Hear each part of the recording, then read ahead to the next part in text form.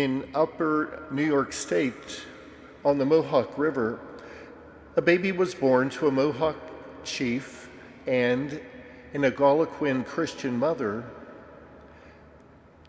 And this little baby, born in 1659,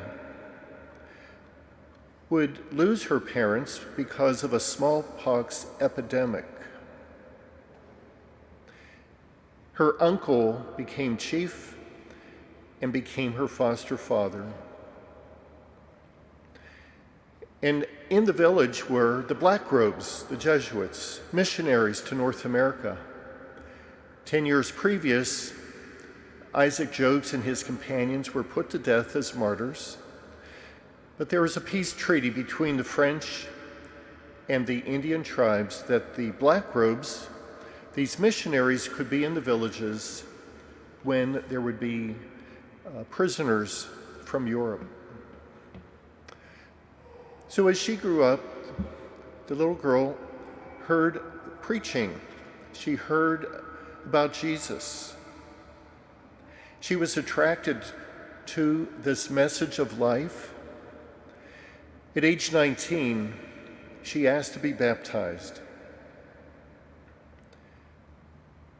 That was 1676. What a beautiful event that was.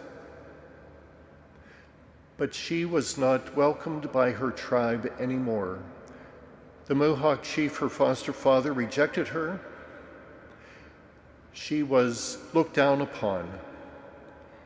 She took the name Kateri, and she tried to follow the teachings of the missionaries. So, for example, she would not want to work on Sunday. And because she didn't work, she received no food that day. So there was this pushback against her Christian faith, and it became intolerable. So finally, the Jesuits invited her to go north to St. Francis Xavier Mission near Montreal, where she would be welcomed. An indigenous Indian village was there, Christian, and she could find support. So Kateri was, because of her smallpox experience, she was scarred and half blind. She made this 200-mile trip, very difficult. It's 200 miles from here to Harrisburg. It can be driven in 4 hours. And that 4-hour trip can be tiring, but can you imagine walking for 200 miles, vision impaired? She would hold her hand out in front of her so that she wouldn't bump into trees or other people, and that's where the word tekawitha comes from. Well, she made the journey. She arrived at the Christian village, and she was welcomed. And there she desired to live a life of virginity. She didn't know about religious orders, but once she arrived in Canada, other women of the village explained to her that perhaps they and she could create a religious community. But Kateri wanted to live a simple life. She loved the Lord. She loved to be at prayer. She would go into the woods and pray for hours at a time. She would stand at the door of the chapel in the village and pray and adore Jesus. When she was 23 years old, Christmas Day, 16,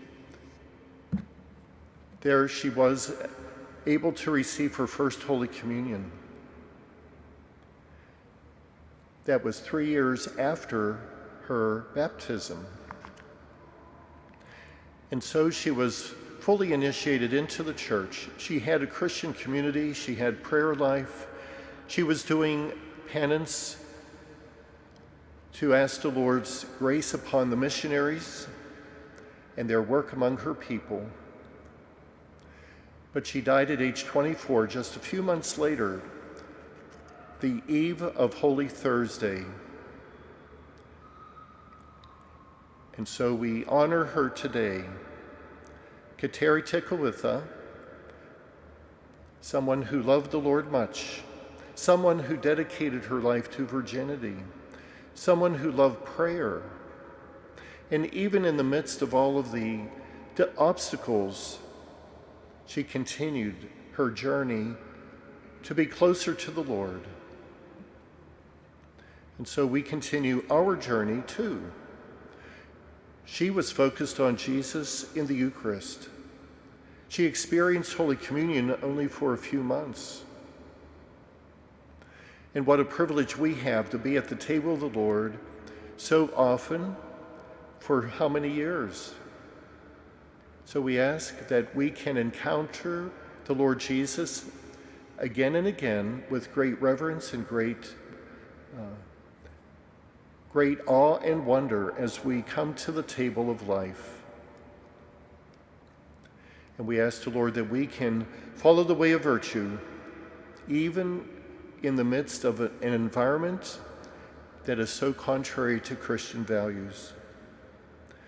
In the North Hills, there's a beautiful statue of Cathedral-Daily on the grounds of what used to be the Vincentian Mother House.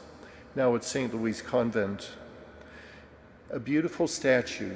And I often wondered why this statue was placed there, because the sisters of that particular order, the Vincentian Sisters of Charity, came from Europe.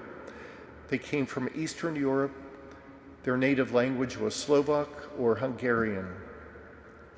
They came to America, and they served in hospitals and schools for many, many, many years. So these sisters broke through the language barrier to announce the message. And so we have the Jesuit missionaries coming from France, and they broke the language barrier so as to speak to the indigenous Americans. And then Cathedral-Daily, she breaks the language barrier by going up to Montreal and sharing the faith with the believers there. So 1679, she went to the Lord. A beautiful story. 100 years before our independence here in this country. But Kateri gives us beautiful inspiration as we seek to know the Lord, especially in the Eucharist, and to live the life of virtue.